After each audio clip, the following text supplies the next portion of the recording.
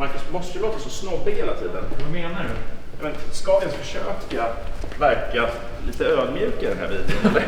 Alltså det är helt lönlöst. Ja, vi skiter i det.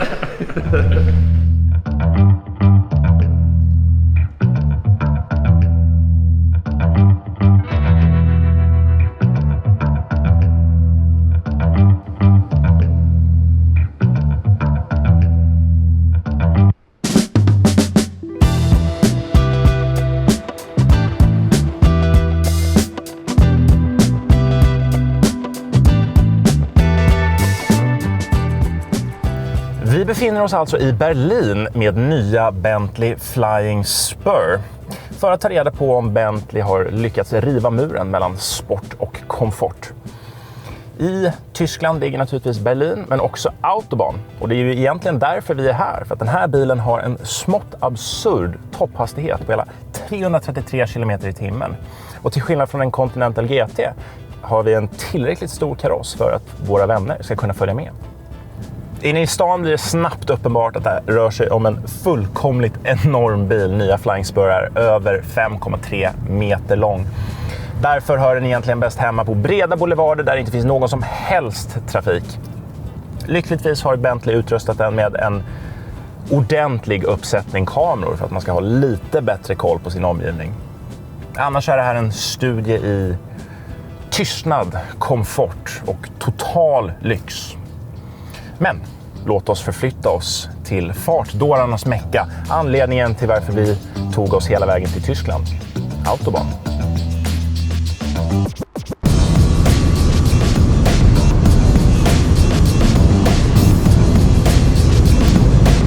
Nya Flying Spur är verkligen förtrollande snabb. Under huven sitter en 6 liters W12-motor på 635 hästar och det skulle ärligt talat lika gärna kunna vara en total härdsmälta för att den här bilen går som en nyårsraket på steroider.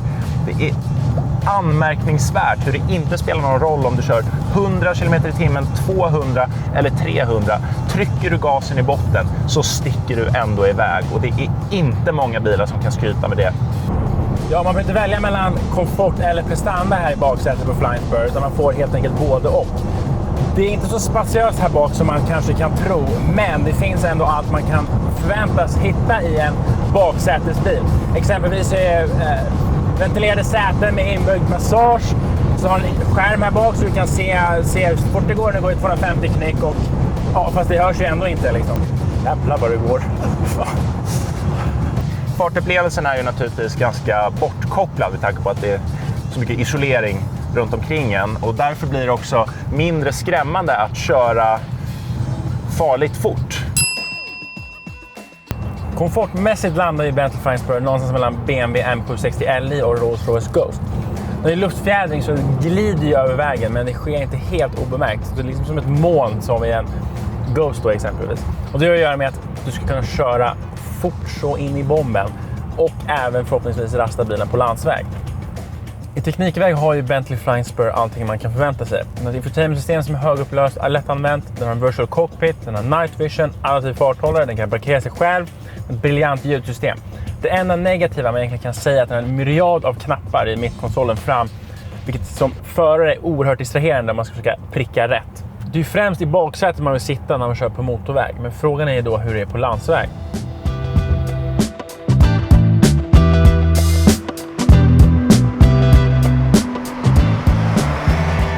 2,4 ton brittisk lyxbil på landsväg. Hur går det tror ni?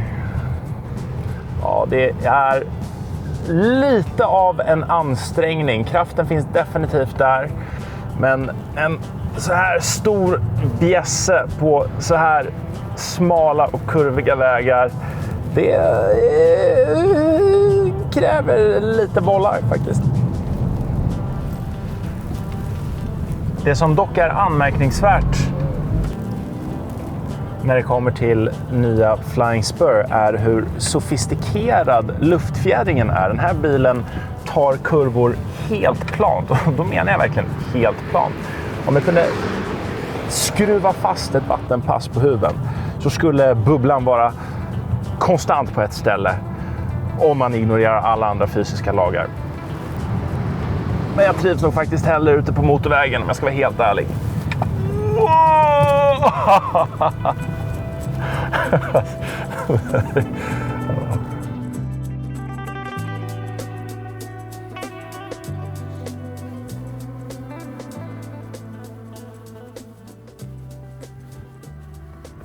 Var är jag?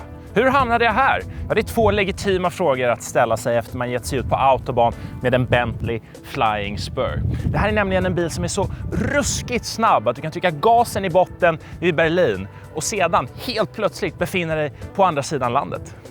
Flying Spur är också en bil som är så fantastiskt fin att titta på. Jag tycker verkligen att Bentley har lyckats med sina senaste designer. Titta på nya Continental GT, titta på nya Flying Spur, grillen, de snygga lyktorna, den perfekta siluetten. Det här är en trevlig bil att titta på. Och det är också en trevlig bil att både köra och åka i. Om du också vill göra det, då behöver du nästan 3 miljoner kronor. Och nu ska jag ge dig ett topphemligt tips. Man brukar säga att ett barn kostar ungefär 1 miljon kronor att uppfostra upp till 18 års ålder. Så om du bara inte skaffar 3 barn, då kan du köpa en sån här också. Eller bara skaffa en större mängd kreditkort. Vi är inte sponsrade av Kronofogdemyndigheten. Men nu ska vi ge oss av. Ha det fint och vi ses i nästa video.